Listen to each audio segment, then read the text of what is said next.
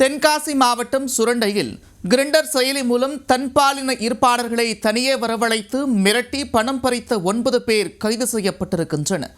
நூதன கொள்ளையில் ஈடுபட்ட கும்பலின் பின்னணி என்ன? தன்பாலின ஈர்ப்பாளர்கள் கிரிண்டர் என்ற ஆப் மூலம் தங்களுக்குள் தொடர்பு கொண்டு நேரடியாக சந்தித்து வருகின்றனர். இந்நிலையில் இந்த கிரிண்டர் செல்போன் செயலியில் போலியான அடையாளங்களை கொடுத்து பதிவு செய்துள்ள சிலர் மிரட்டி கொள்ளையடிக்கும் சம்பவங்களில் ஈடுபட்டு வருகின்றனர். இந்த செயலி மூலம் தொடர்பு கொள்ளும் நபர்களை ஆசை வார்த்தை கூறி தனியாக வரவழைத்து அவர்களை அடித்து உதைத்து பணம் மற்றும் செல்போன்களை பறித்து விடுகின்றனர்.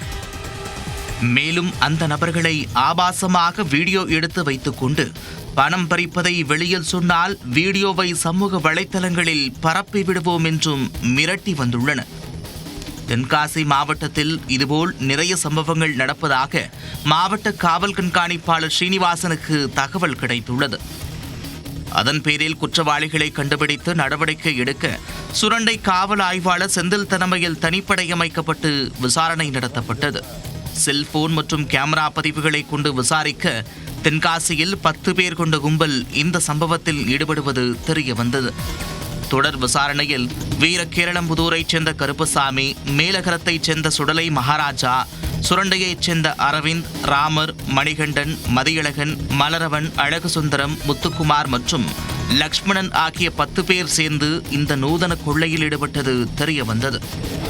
இதில் லக்ஷ்மணனை தவிர 9 பேரையும் போலீசார் கைது செய்திருக்கின்றனர்.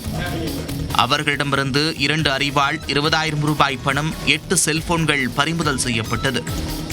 கைதான 9 பேரையும் ஆலங்குளம் குற்றவியல் நீதிமன்றத்தில் ஆஜர்படுத்தி சிறையில் அடைத்தனர்.